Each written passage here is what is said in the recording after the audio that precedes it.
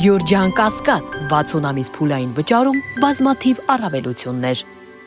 Արտաշատի համայնքապետարանը մեկ ամսից էլ պակաս ժամանակահատվածում իրականացրել է շուրջ 98 միլիոն դրամի գնումներ։ Փաստինֆոն ուսումնասիրել է պաշտոնական բացախմբյուրներում հրապարակված տվյալները, պարզելու թե ինչ ուղղություններով են ծախսվել համայնքային միջոցները։ Պարզվում է, գումարը բաշխվել է մի քանի ընկերությունների եւ անհատ ձեռնարկատերերի միջև, մասնավորապես ֆինանսավորում են ստացել Նարդինո, Մաժև, Պեգաս 2020 սահմանափակ պատասխանատվությամբ ընկերություններ, ինչպես նաեւ անհատ ձեռնարկատերեր Բաչե Կարապետյանը եւ Միսակ Դավթյանը։ Գնումների շրջանակում համայնքը ձեռք է բերել պլաստմասե աթոռներ մետաղական ոտքերով, ինչպես նաեւ 240 աղբամանվ, որոնց վրա նախատեսվում է տպագրվել Արտաշատ կոմունալ սպասարկում ՀՕԱԿ գրությունը։ Բացի դրանից իրականացվել են նաեւ թափառող կենդանիների վնասազերծման եւ ամլացման ծառայությունների գնումներ։ Պայմանագրով նախատեսված է կենդանիների բռնում, զննում, ստերիլիզացում, համարակալում եւ հետ բաց թողում։ Համայնքը միջոցներ է ուղղել նաեւ